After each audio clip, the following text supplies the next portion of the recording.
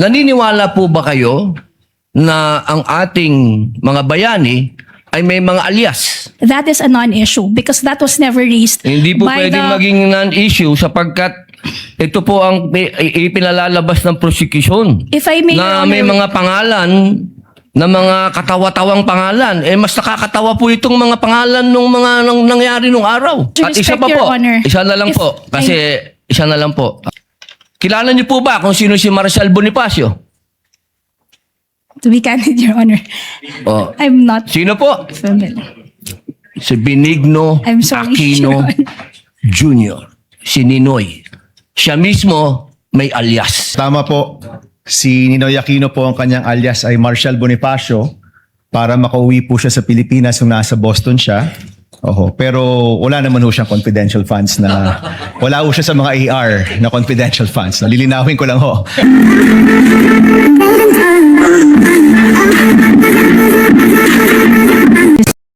Next would be Senator Judge Padilla.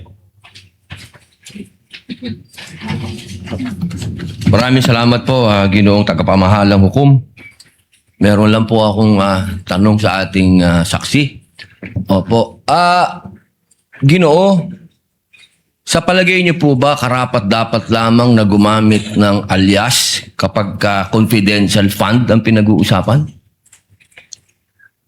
Sir, as someone who does not know, sir, implementations of parang mga confidential activities on the ground, sir, I cannot, hindi po ako makakasagot ng maayos, sir, kung pwede po ba or hindi. But based on information that I got, sir, when I consolidated the answers for the AOM, sir, hindi naman po siya na-mention sa akin po ni Colonel Lachica. But I know, sir, that activities, confidential activities are considered to be sensitive. And there might be individuals or groups that need to be somehow protected, sir, because of the information that you would be getting from those people, sir. So, yun po yung tingin ko, sir. Hindi ko categorically masasabi na pwede po yung alias or hindi. But going back to the JMC also, sir, sa Joint Memorandum Circular, there is no specific provision, sir, that indicates kung paano po yung paglagay ng mga pangalan sa documentary evidence of payments. Okay. Maraming salamat po. Meron po akong tanong sa prosecution.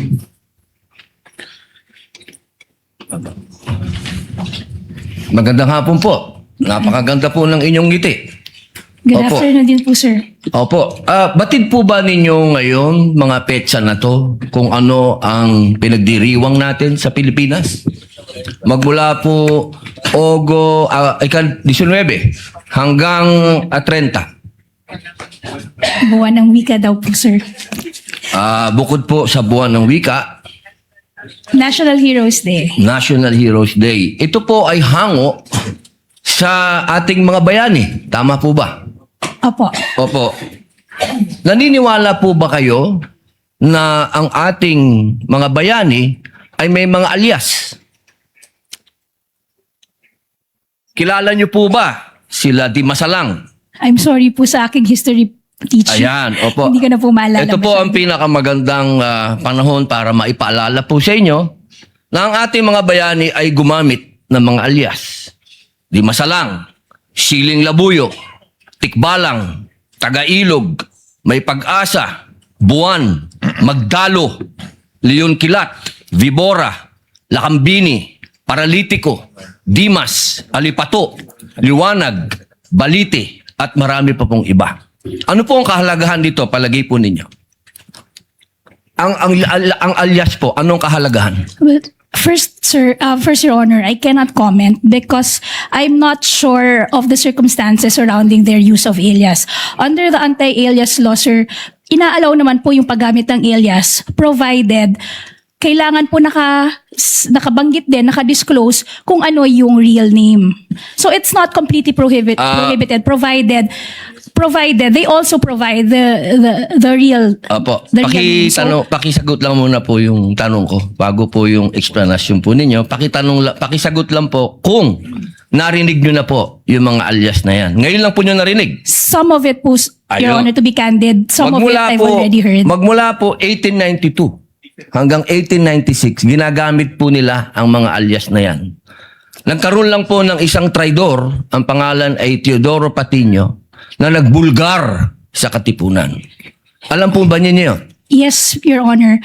But the circumstances then were different because we were Bakit po iba? under... Bakit po iba? Bakit po na iba? May gera po nun, sir, and we were under Wala po ba tayong occupation. gera sa NPA? Ang NPA po, merong mga alias. Meron pong ka-Cobra, ka-Agila, ka-Lawin, ka-Tigre, ka-Kapre, ka-Sirena, ka-Adobo, ka-Sinigang, ka-Pansit, ka-Tinola, ka-Sile, ka-Kamote, ka-Bawang, ka-Maxi, ka-Labuyo. Strictly speaking, Lahat po yan, sir, ginagamit iba po na yung alias. internal armed conflict, iba naman din po yung war. Bakit po na iba? Pareho po itong clear and present danger sa atin. So ang gusto ko lamang pong ipaalam sa ating prosecution na napakahalaga po ng alias sa panahon ng... Kayo po, sagutin po nyo, sa panahon ng... Gera, sir, Your Honor. Ang confidential po, ang pagkilos confidential ay napakahalaga at hindi po ginagamit ang pangalan at hindi po pumipirma. At alam niyo po ba, noong September 12, 1896, anong nangyari? Nagkaroon tayo ng 13 martires. Yung mga nagtraidor ay itinuro ang mga totoong pangalan, totoong lugar, kung nasaan yung mga sumusuporta sa Katipunan. If I may, Your One Honor. last na lang po. Kindly wind up, Senator One Judge last na lang Padilla. po. If I may, Your Honor, just address your question earlier. With all due respect, Your Honor, the prosecution respectfully submits that whether the use of alias is allowed or not and whether it's necessary or not, to us, that is a non-issue because that was never raised Hindi po by pwedeng the... maging non-issue sapagkat ito po ang ipinalalabas ng prosecution. If I may, Your Na Honor, may mga pangalan, na mga katawa-tawang pangalan. Mas nakakatawa po itong mga pangalan nung mga nangyari nung araw. with all due At isa respect, pa Your po, Honor. isa na lang if po. Kasi isa na lang po. Kindly wind up, Ito Senator na lang Judge po. Padilla. Kilala niyo po ba kung sino si Marcial Bonifacio? To be candid, Your Honor, Oh. I'm not Sino po? familiar. Si Benigno I'm sorry, Aquino Your Honor. Jr. Si Ninoy. Siya mismo may alias. Maraming salamat po. Your Honor, if I just may, Your Honor, just to set the record straight, because it was made to, with all due respect to the Senator Judge, Mr. it was... Presiding Judge, allowed ba yun? I was about to make a ruling. Maraming Senator salamat Judge po. Padilla. There was no question posed or poised. Attorney May. Let's proceed to the next Senator Judge who will interject.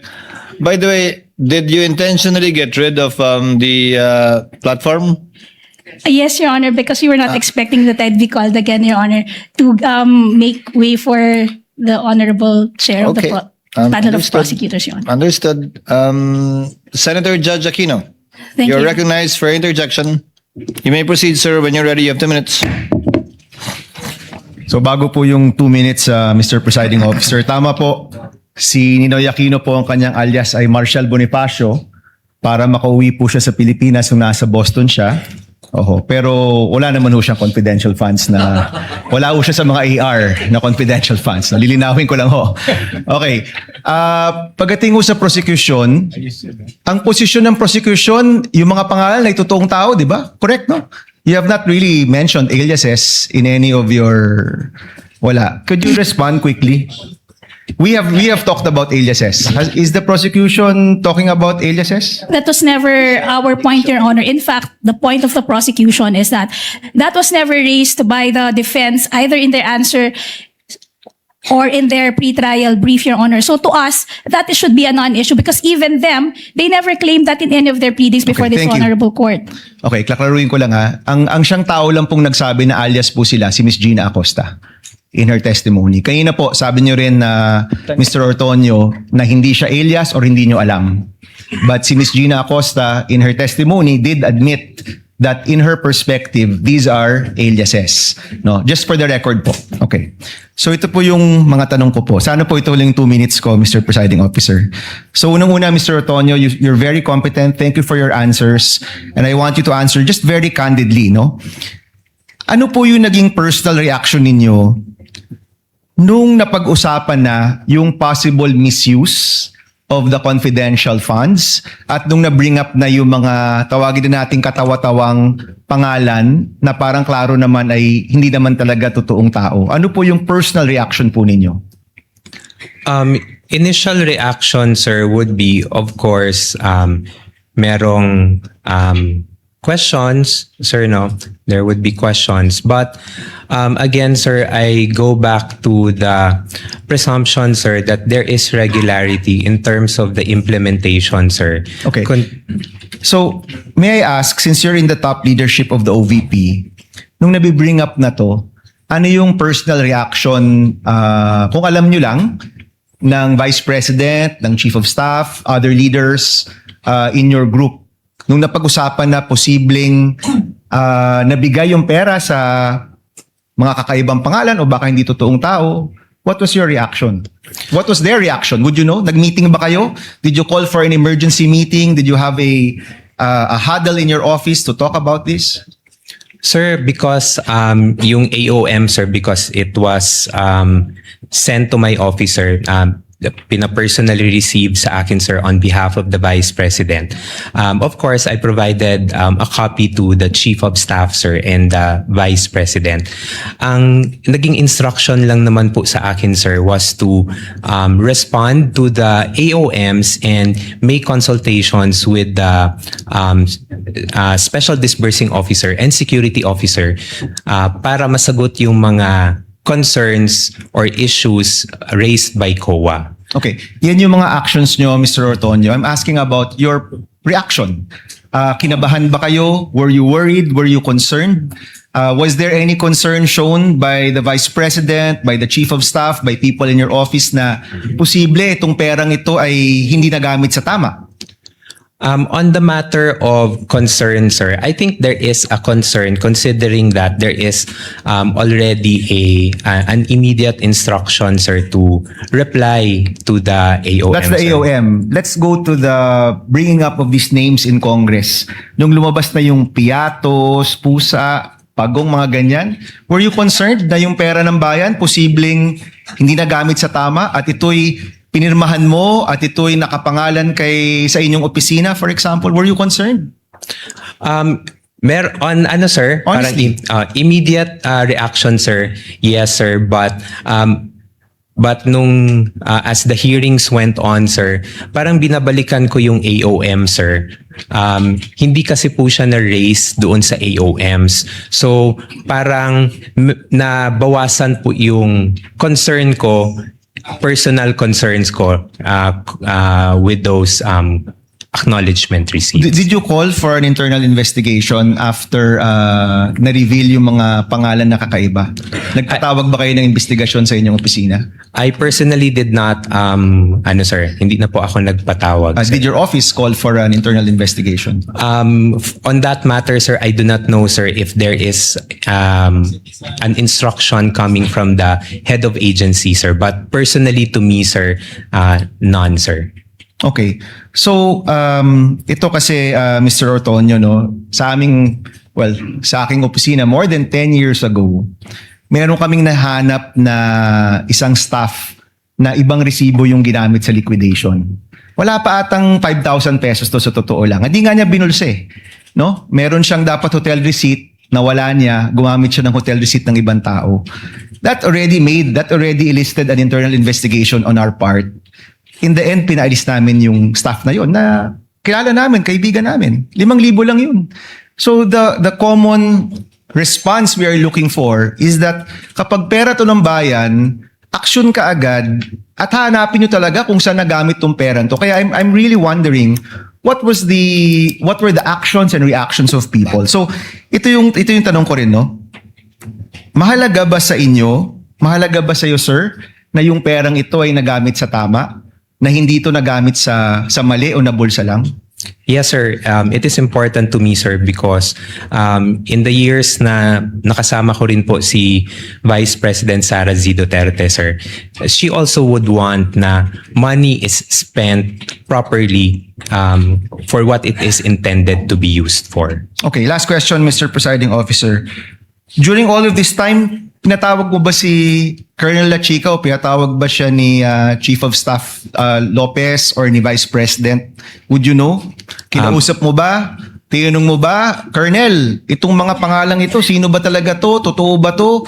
Bakit nakalagay medicine pero cash talaga yung binigay? Kasi sa totoo lang, sir, yung nakalagay doon gamot pero cash ang binigay na pambili ng gamot, cash pa rin yun. 'Di ba? So in short, yung 500 million parang puro cash yun.